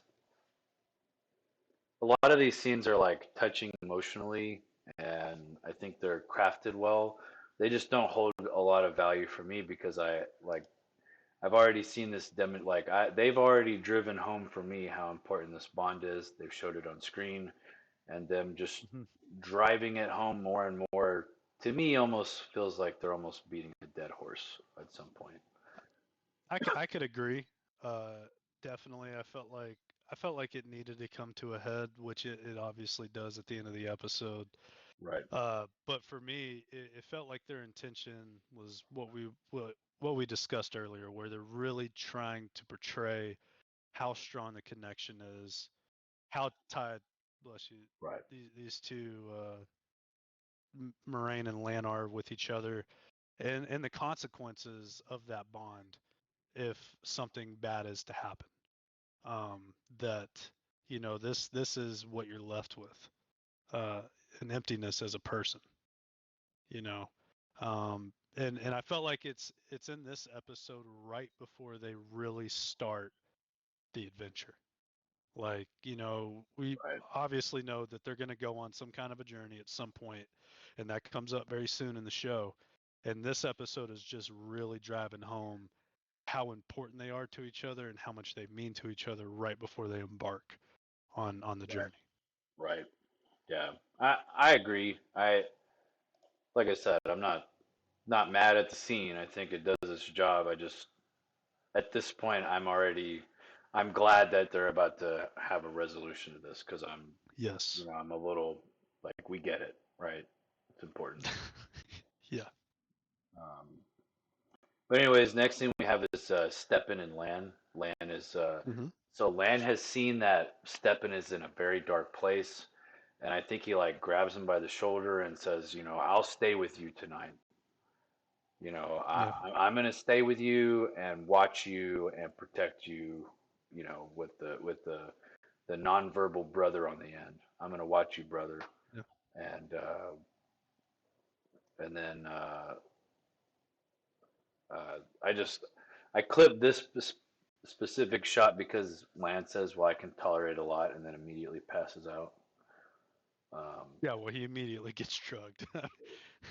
well, I mean, he's not wrong. He can tolerate a lot. My question was, um,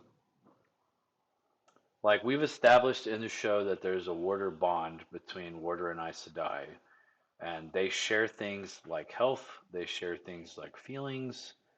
They, it's pretty clear that there is a connection between the two, and health being one of them. Now, my question is did Steppen give him enough to knock Moraine out? That's what I asked. That's in my notes. Oh, really? Yeah. I said step in drugs Oh, land, does Moraine and feel? does Moraine feel it? I I think so because I think Nynaeve gives him two packets. Yeah. And Now I don't know what this is. I haven't gotten to it in the book or anything. Um, I just briefly heard them talk about it. But I'm also wondering, how late in the night is this? Is Moraine already asleep?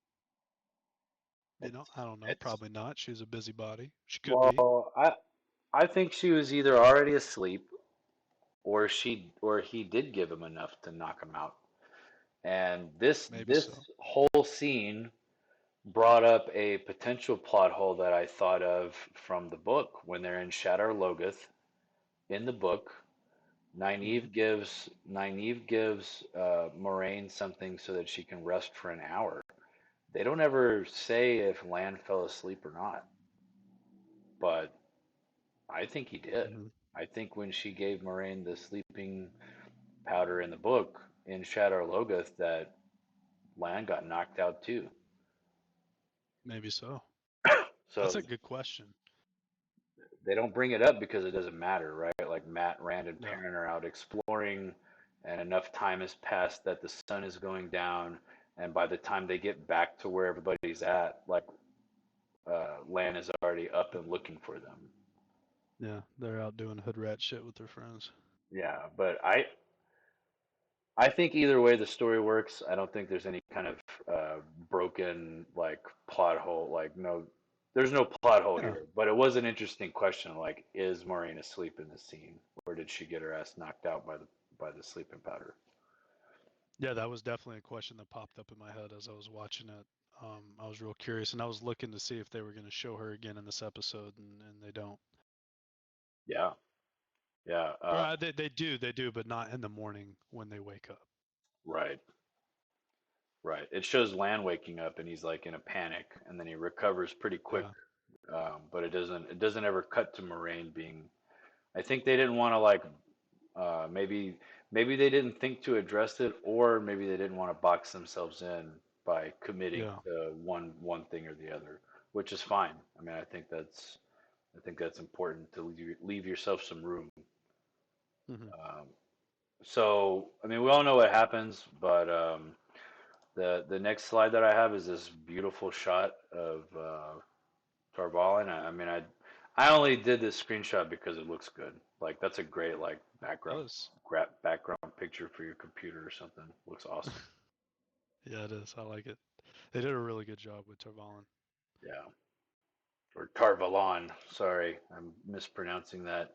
If you watch the show, um, and then of course we know what happens. Stepan kills himself, which is that was inevitable in my opinion, and um, I appreciate the Like you could exploration see of. it. Yeah, I felt you kind of understood what was happening. Yeah. Stepan's arguing with Lan about you try losing Moraine and see how you feel, to Alana and Moraine talking about how Stepan's like swallowed her death, and Hmm. everything is leading up to this inevitable moment. And um, I thought it was a good exploration of the character, like the character Stepan, what he went through, you know, and I thought it was done really well. I don't I don't necessarily agree that this is how they should have explored it, um, but it was done well. Yeah.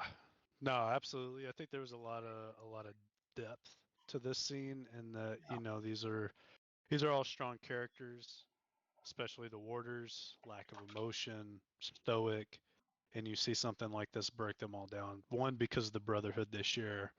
Secondly, they all share this insanely intense bond with somebody that they are not supposed to bury.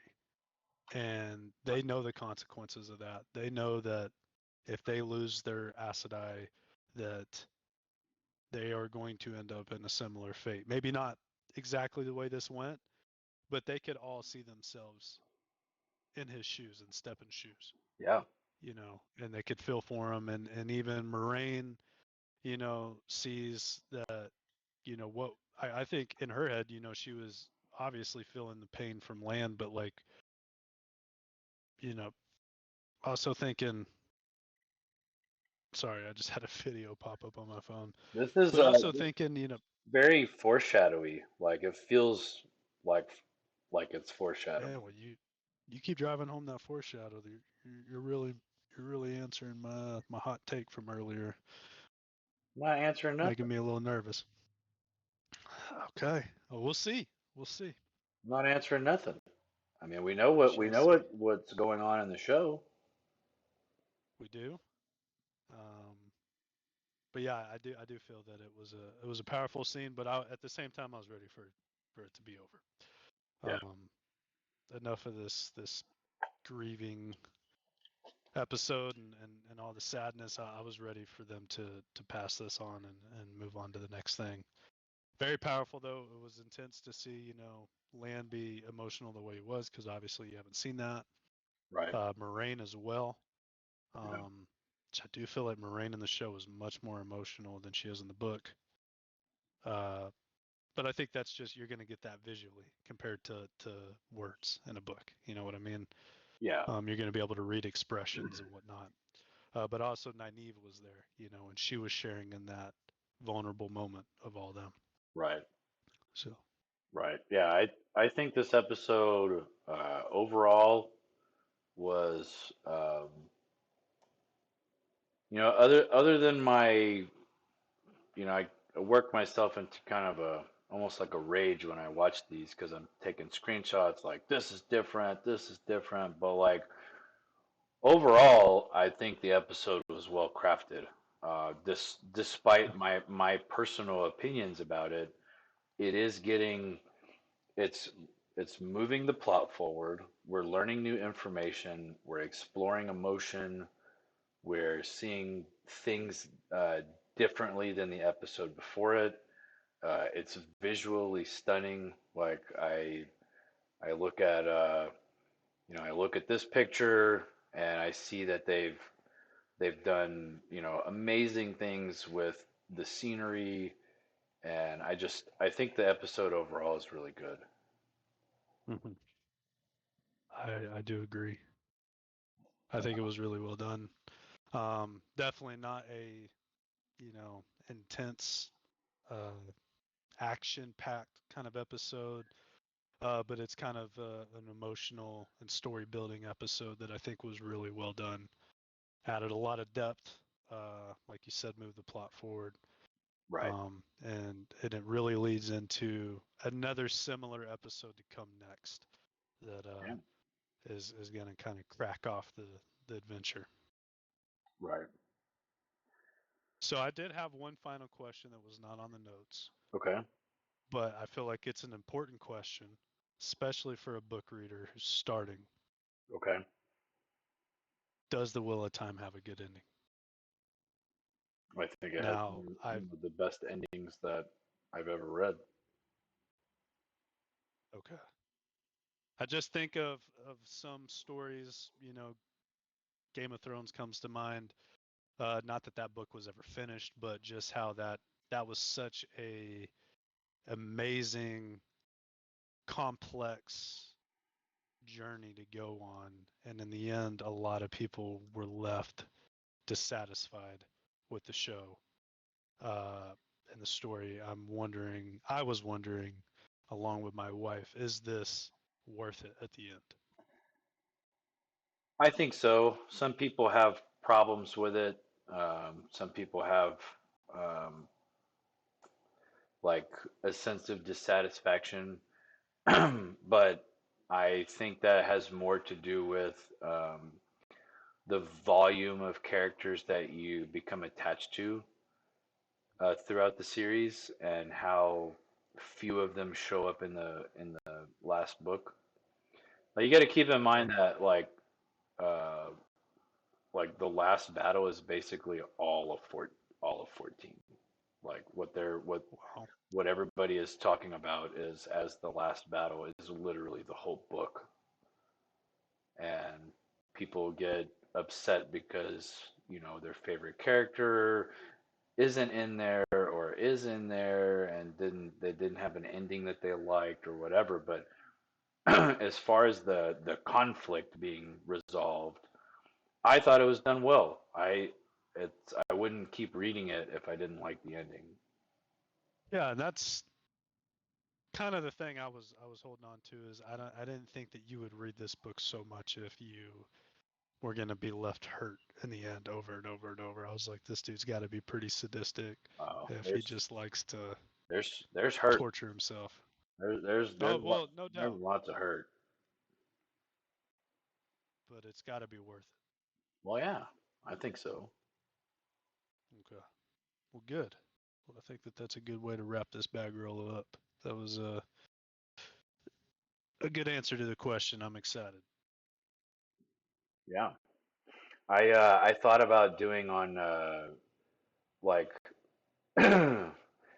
besides this, I thought it would be funny to like try to write a book on stream, but start off in like the kindergarten section, and your first part of writing the story is bad thing happens, good guy wins, and that's your story.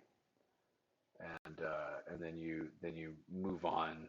Like a bad thing happens because of this person. Now we have a villain, and like just kind of work your way out of kindergarten all the way through the end, because that's what it. I mean, ultimately, it's like here's this bad thing that's happening. Who's behind it? How do we fix it? The end. And it's it's you almost never see like a show or a book with a bad guy winning. But how you get there is part of the fun. Yeah. No, And I think that would be an exciting stream to watch. Nice little think tank. yeah. Uh, Well, more fun to. interesting for me to see how far I can get before I'm like, well, apparently I'm an author for fourth graders because I can't figure out how to progress. Yeah. And it would be cool to see how the chat, if you can get this thing to continually grow, Yeah. and get people in there and get inspiration from different people, and then they could hit you for copyrights and sue you for taking their ideas. And yeah, it'd be a ton of fun. The good guy won. How dare you? That's right. Yeah, I came up with the name Stefan. right. Half That's the proceeds of that book are mine. right. Yeah, a chat generated book, and then everybody tries to sue Yeah. me.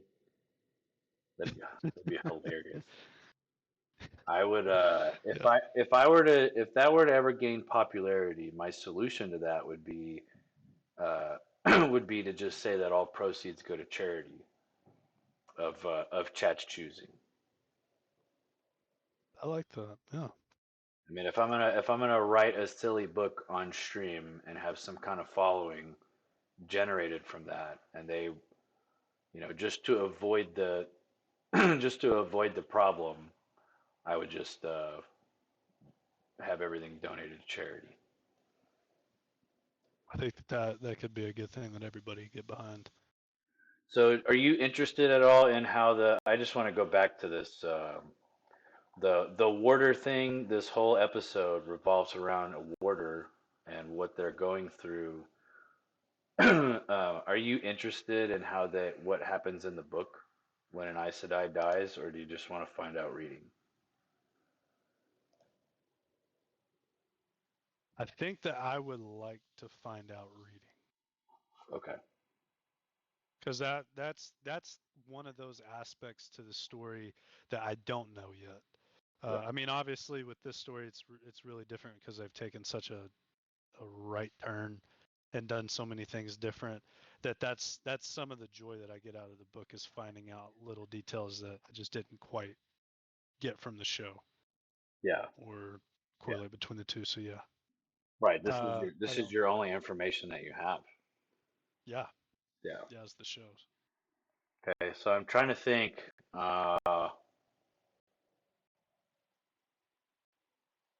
I don't think we see anything like that in the books until book 3 or 4. So Wow. when I say they're compressing things, Yeah, this introducing something like this is a big compression. yeah, I'd say so. Um, That's that's shocking that you don't even see an Aes Sedai burial until book 3 or 4. I don't think we ever see a burial in the books. Hmm. There's if they are, they're not on screen. Yeah, Um, but they discuss yeah. it. Okay. So, I don't think we see an Aes Sedai dying that has a warder on screen for a while in the books. So yeah, once you eventually get to it, we can come back and revisit this Okay. this episode. So Yeah. just to give anybody who's watching a primer, or just for you, Chad, if you want a little primer, episode 6 is about the Amerlin seat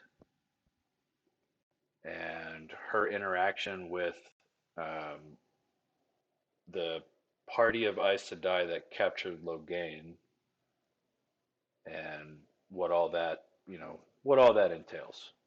So just a Some little. juicy tea. There is some juicy tea. As with every episode, I have my own quibbles with it. But overall, again, this next episode is constructed well. So I look forward to digging into it. Just so you know, it's about 30 slides again, because that seems to be about Okay. my average. um, Okay. but all right, I thought this was good. This felt Yeah. felt good. Let me see if I can. My music turned off at some point, and I just completely forgot about it. Um, and I don't know where it went. But I wanted to turn it off or turn it on before I shut the stream off. Did you want to hear your Yeah. farmer song? You I can't hear any music through Discord, can't hear it through Discord. but you could play it in my honor, and in spirit I will be annoyed. Annoyed. That farmer song and that phone call song, the one with the like phone alarm. Oh yeah, Oh, I need to figure out how to remove or make my own playlist because like that's yeah. all right. Well, we've been uh, going for about 2 hours on this one. yeah, they're gonna get longer. Hell yeah. I have a feeling. So let me ask you a question. When I coughed earlier, was that you hearing me cough on Discord? You think? I mean, I heard you on Discord. I'd have to go back and watch the stream to see what happens. Yeah, I could still hear you cough. Yeah, I figured that. I need like a mute all button or something because I think that's like distracting to you. I'm sure hearing me. I mean, it's no different than when we talk on the phone. But Yeah, I mean, I'm all right. Put my big boy pants on. yeah, you know what? I don't even think anybody can hear the the damn music. Like it's so low. Us out of the stream. Yeah, we're still on stream. Okay. I'm trying to find the You can hear the music? Yeah, yeah, the music's playing. I just turned it way up though. Like it was like really low because it's loud in my ears. I'm gonna I say I'm gonna cut all this out when I send it to YouTube, but I'm not. So they'll just hear me griping about the audio mix. Rambling at the end. Yeah. Yeah. They're not gonna watch this shit anyway. If they do, I'll give them $10. Probably not 2 hours. Good on them if they make it to the end. I'm proud of you. Yeah, we talked for quite a bit. This whole episode was good shorts material, Yeah. No. making shorts for YouTube Yeah, I agree. or TikTok, as you like to say, Book talk. book talk. Yeah. All right. Well, I'm gonna go ahead and shut it off. Okay.